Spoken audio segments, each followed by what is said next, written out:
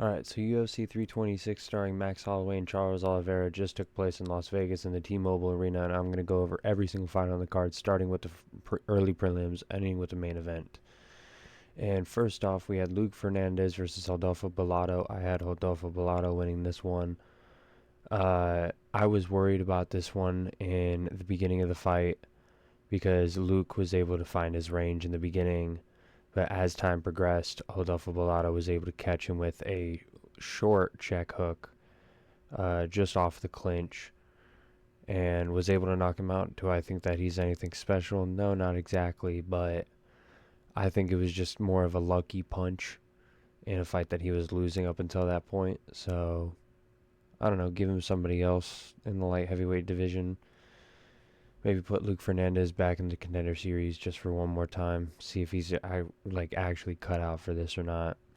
He did look good, but I feel like he just needs to have more time. Next up, we had Dr. Nurgaje versus Tobias, which was the beginning of a long stretch of weirdness.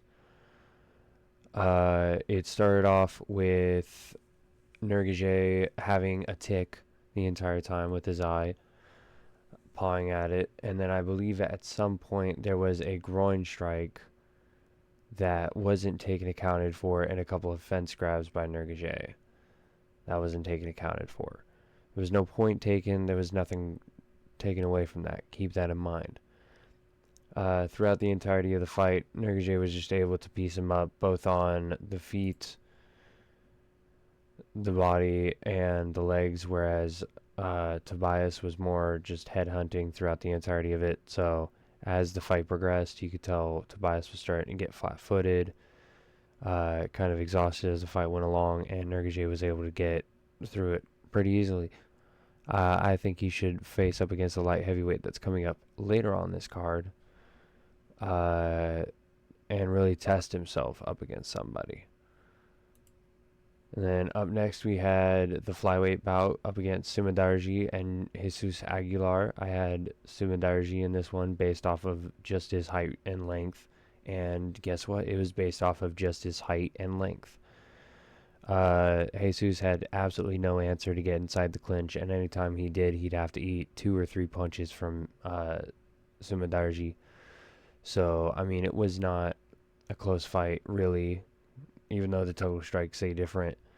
Sumadarji was very quick on the feet, was able to get him down a couple of times, 80% of his takedowns. The only thing I would say is he wasn't able to control Jesus as soon as he was able to get him down onto the ground. Like, there was maybe only, how much was there of, it doesn't show control time. There was maybe only 2 minutes of control time the entirety of the fight. With how many takedowns he did, there should be at least 3 minutes. But other than that, I think he looked really good in this fight. I think he should get somebody in the top 15 at least. Maybe even the loser of whoever Charles Johnson's facing. But next up, we come to Nimbekarol,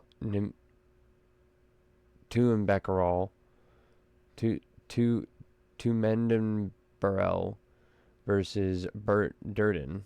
Jeez, I'm messing up easy names now.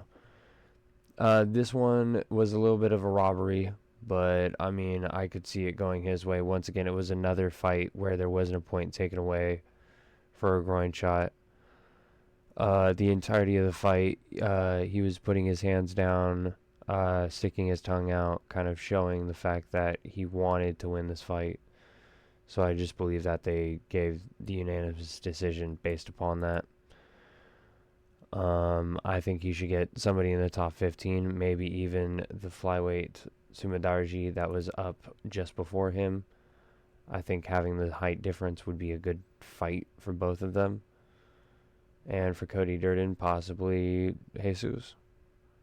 Just book him up right then and there. Next up, we had Alberto Montes versus Ricky Tercios. He was able to get him up with, I guess, his quote-unquote signature anaconda, which Joe Rogan kept on saying was the classical way to wrap up an anaconda. But as soon as Ricky Tercios was feeling the pressure, he was trying to take him down in the second round. He failed on a takedown, tried to pull in a half guard, and then that's when Alberto was able to lock up the Anaconda from there. He's been doing this to a couple of people so far, so I think he should definitely get somebody in the top 15, possibly even a Sadiq Yusuf, if anything, or maybe a Jean Silva. And for Ricky Tercios, probably time to call it quits. He showed no improvement from his last fight, and the amount of strikes that he threw 2 rounds was not great. Next up, we had Cody Brundage and Dante Johnson. This one honestly could have gone either way, even though the total strikes say different. Cody Brundage was able to get takedowns on Dante throughout the entirety of the fight. Although only landing 2 out of his 7, he was able to control him once he was down on the ground, showing the fact that Dante Johnson, although very athletic and being an ex-NFL player, doesn't know too much about the ground game to get back up from the fence. So with that, I feel like you should just get another wrestler, or possibly if they want to build him up, get him Edmund Shabazian or a striker that's really poor on the ground, that doesn't want to try to get him down, to try to get a good fight out of him. And then Cody Brundage, just keep him where he is as like the gateway to the top 20.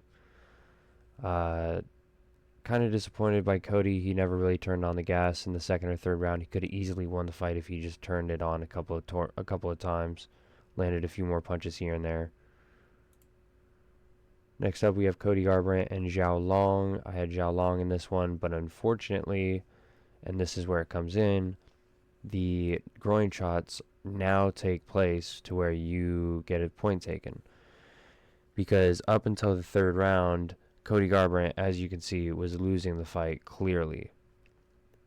But at the end of the second round was an accidental headbutt, which no points were taken, no points should be taken. But then towards the third round, that's when Zhao decided to throw a groin strike, which was real bad, pointing the toes in and getting real deep, real bad, to the point where Cody was thrown up in the corner. They decided to take a point away. They separated to the point where 30 seconds later they were up against the cage in the clinch, and Zhao Long decided to throw a knee again towards the midsection, where they took another point away. Now, for this one, they scored about 28-27, and if they didn't take the 2 points away, it would have been Zhao Long 29-28. So it's a very interesting one. There's going to be a lot of controversy with this. I personally feel as though if they don't take any points early in the card, they shouldn't take points later in the card. So I think he should have won, but it was a bad showing for both of them. Next up, we have Bruno Ferreira versus Gregory Rodriguez. The tides turned this time. It only took 5 minutes for Gregory Rodriguez to find Bruno Ferreira's chin and knock him out cold. Only took 2 strikes from both people to knock them out. Not much to say. Was just able to clip him on the chin and send him down. You should get somebody in the top 15, maybe even the top 10. Bruno Ferreira should probably get Edmund Shabazian or possibly Dante Jackson, just to get back into the win column. Next up, Drew Dober versus Michael Johnson. Drew Dober, although not liking it so far, has lived up to the name that he is portraying. Now the only person he has left to compete against is Jalen Turner, so that's going to be a good one. But he was able to find the straight 1-2 past Michael Johnson's guard, using the jab in order to open up the guard, or the lead hand of Michael Johnson, to find an opening on the chin, and from there it was just lights out. McGavver from there. For Michael Johnson, I feel like honestly he should try something other than the UFC. He's 38 now, 39. You should definitely think about going to something like, Misfits Boxing, Karate Combat. I think would like him. The same place Brian Battle went. I think they would like him. Next up, we have Raul Rosas Jr. versus Rob Font. This one, just like the main event, was very boring of a fight unless you like jiu-jitsu, which I am a fan of, but I'm not a fan of if they're supposed to be fighting. So Raul Rosas Jr. was able. Hold on.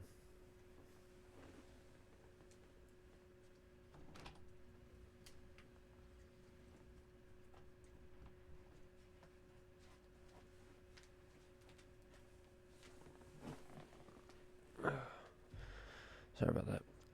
So Raul Rosas Jr. was able to throw a couple of shots. Not able to take the pressure of Rob Font, or the jab at least.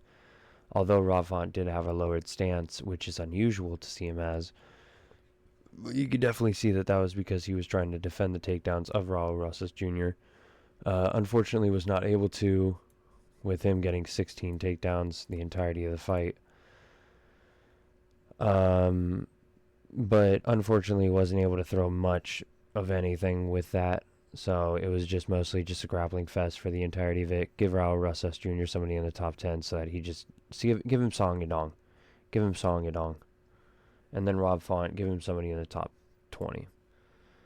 Next up, Reiner de Ritter, Kyle Bajalio.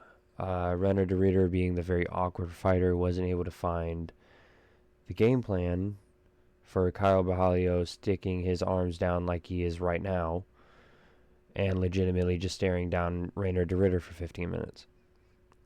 Although the stats do say one thing, the more damaging shots did land from Kyle Bajalio throughout the entirety of the fight, so I would give it to Kyle Bajalio, even though I did pick Reiner de Ritter in this one.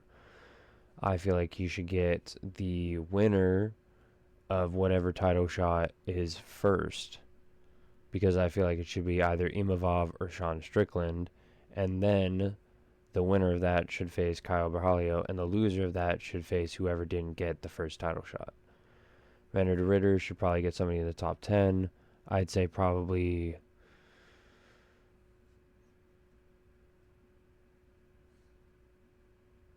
an Alexander Hernandez, somebody to really push the pace against him so that we can finally find out what his gas tank's actually like.